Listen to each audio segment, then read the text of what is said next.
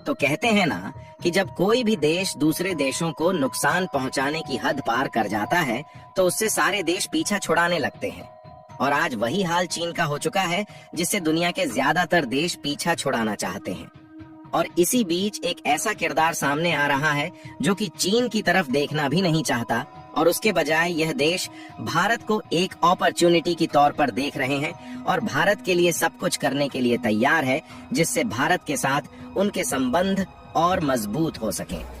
हम बात कर रहे हैं यूरोप के जर्मनी देश की, जिसके चांसलर यानी कि प्राइम मिनिस्टर अचानक भारत के पीएम मोदी से मिलने के लिए नई दिल्ली में पहुंचे हुए हैं। और इनका कहना है कि यह चीन की कंपनियों से अपनी डिपेंडेंसी हटाना चाहते हैं और भारत की कंपनियों के साथ मिलकर पार्टनरशिप को और भी ज्यादा बढ़ाना चाहते हैं। और सबसे पहली बात तो यह है कि दोनों देशों के बीच डिफेंस सेक्टर को लेकर एग्रीमेंट फाइनलाइज किए गए, और साथ ही जर्मनी ने भारत को 6 सबमरीन खरीदने के लिए एक बेहद ही सस्ता ऑफर दिया है,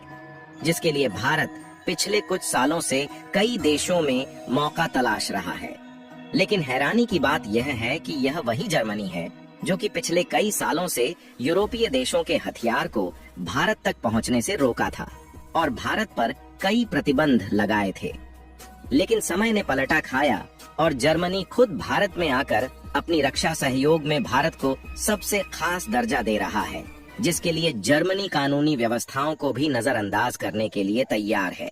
पूरी डेवलपमेंट क्या है इस वीडियो में समझते हैं, लेकिन आगे बढ़ने से पहले भारत के खातिर जर्मनी सारे प्रोटोकॉल तोड़ने के लिए तैयार है। उसके लिए वीडियो को एक लाइक करके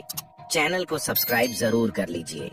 क्योंकि आपके लिए यह 1 सेकंड का काम है, लेकिन इससे हमारी काफी बड़ी मदद होती है। असल में देखा जाए तो जिस तरीके से ज्योतिषी को ज्यादातर लोग ढोंगी बताते हैं, लेकिन जब कभी धार्मिक और पौराणिक समस्या आती है तो वही लोग ज्योतिषी के पास पहुंचकर उसका उपाय ढूंढते हैं।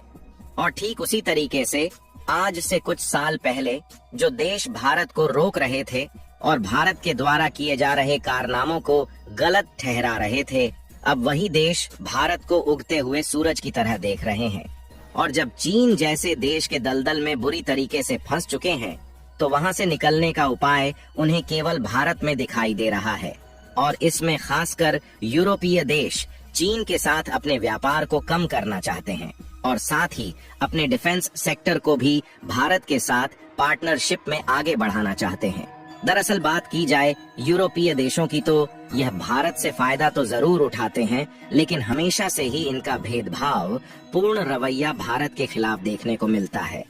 और खासकर यूरोप के जर्मनी देश ने साल 2024 के ही फरवरी महीने में भारत को एक बहुत बड़ा धोखा दिया, क्योंकि डीआरडीओ जो अर्जुन मार्क 1A टैंक्स का प्रोडक्शन कर रही थी, और ये टैंक्स इतने ज्यादा ताकतवर थे कि इसके आगे अमेरिका और रशियन टैंक्स कुछ भी नहीं है। लेकिन इसमें जो इंजन का इस्तेमाल होना था उसे हम लोगों ने जर्मनी को ऑर्डर दिया था, क्योंकि इसके पहले भी भारत में जो लाइट कॉम्बैट टैंक्स बनाए जा रहे थे उसके इंजन की सप्लाई हम लोग जर्मनी से ले रहे थे। और जर्मन इंजन की क्वालिटी अच्छी होने के कारण हमने इन टैंक्स के इंजन का भी ऑर्डर जर्मनी को दिया था और जर्मनी ने इसका ऑर्डर स्वीकार भी किया था।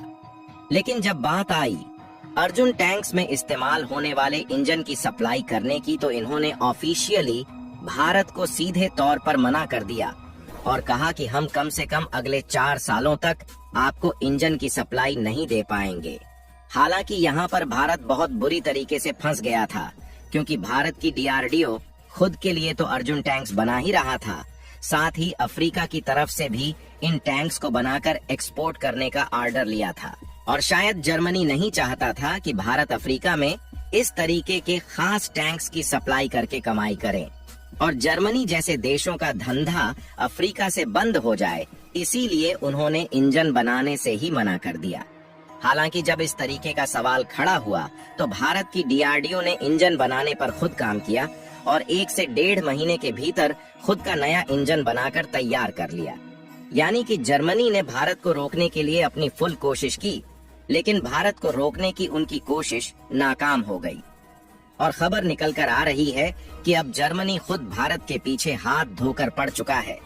और यह किसी भी हद पर जाकर अपनी पनडुब्बी इंडियन नेवी को बेचना चाहते हैं। और रिपोर्ट में आप देख पाएंगे कि उन्होंने भारत को विशेष दर्जा भी दे दिया। दरअसल बदलते समय के साथ तकनीकें भी अब बदल चुकी है और अगर अब समुद्री क्षेत्र की रक्षा करना है तो आज के समय में युद्धपोत और एयरक्राफ्ट कैरियर के साथ साथ सबसे उपयोगी हथियार पनडुब्बी यानी कि सबमरीन बन चुकी है, क्योंकि सबमरीन पानी के अंदर काफी तेजी के साथ चल सकती है और किसी भी खुफिया जानकारी को पता लगाने के साथ साथ मिसाइल अटैक भी कर सकती है। और जिस तरीके से चीन समुद्र के इंडो पैसिफिक रीजन में अपनी गतिविधियां कर रहा है उससे भारत काफी ज्यादा परेशान है। इसीलिए भारत नहीं चाहता कि भविष्य में चीन हमारे लिए भारी पड़े, जिसके सॉल्यूशन के लिए भारत ने पिछले साल प्रोजेक्ट 75 के तहत 6 सबमरीन को स्वदेशी तौर पर डेवलप करने के प्रोजेक्ट पर काफी ज्यादा ध्यान दिया है, क्योंकि आज के समय हमारे पास कुल 17 पनडुब्बियां हैं, जिनमें से एक परमाणु पनडुब्बी है और बाकी की पनडुब्बियां नॉर्मल है। और इसी में से कुछ पनडुब्बियां काफी ज्यादा पुरानी हो चुकी हैं और उन्हें सेवा से बाहर किया जा रहा है। इसलिए हमारी कोशिश है कि इस बार पनडुब्बियों को हम खुद भारत में डेवलप करें, जिससे हमारी आत्मनिर्भरता भी बढ़ेगी।